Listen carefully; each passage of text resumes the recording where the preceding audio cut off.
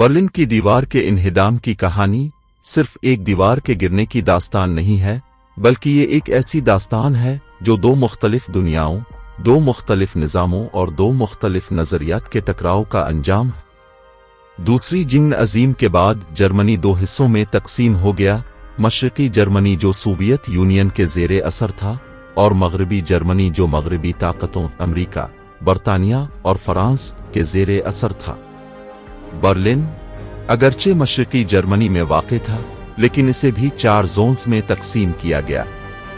جلد ہی یہ شہر سرد جنگ کا مرکز بن گیا۔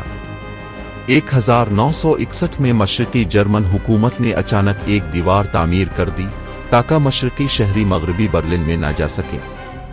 یہ دیوار، جسے برلن وال کہا جاتا ہے، صرف کنکریٹ کا ایک ڈھانچہ نہ تھی، بلکہ ایک علامت تھی آزادی اور جبر کے درمیان فرق کی۔ یہ دیوار خاندانوں کو جدا کرتی تھی، محبتوں کو بانٹتی تھی اور خوابوں کو قید کر دیتی تھی۔ ہزاروں لوگ اسے عبور کرنے کی کوشش میں جان سے گئے، لیکن وقت کے ساتھ ساتھ مشرقی جرمنی میں عوامی ناراضگی بڑھنے لگی۔ معاشی بدحالی، سخت سیکیورٹی، آزادی اظہار پر قدغن اور مغربی دنیا کی چمکتی زندگی کو دیکھ کر مشرقی عوام میں بے چینی بڑھتی گئی۔ 1980 کی دہائی میں سوویت یونین میں بھی تبدیلی کی ہوائیں چلنے لگیں۔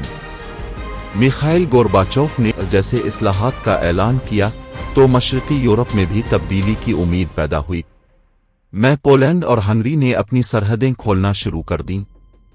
مشرقی جرمنی کے لوگ ہنگری کے راستے مغرب جانے لگے۔ عوامی دباؤ اتنا بڑھا کہ 9 نومبر 1989 کی شام مشرقی جرمن حکومت نے ایک پریس کانفرنس میں اعلان کیا کہ شہری فوراً مغرب جا سکتے۔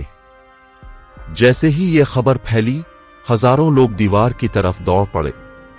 سرحدی محافظ بھی حیران رہ گئے۔ کچھ ہی گھنٹوں میں لوگ دیوار پر چڑھنے لگے، اسے توڑنے لگے اور جشن منانے لگے۔ یہ لمحہ صرف برلن کا نہیں تھا، یہ پوری دنیا کے لیے آزادی اور اتحاد کی علامت بن گیا۔ اس رات دیوار تو گری، لیکن ساتھ ہی سرد جنگ کا ایک باب بھی ختم ہو گیا۔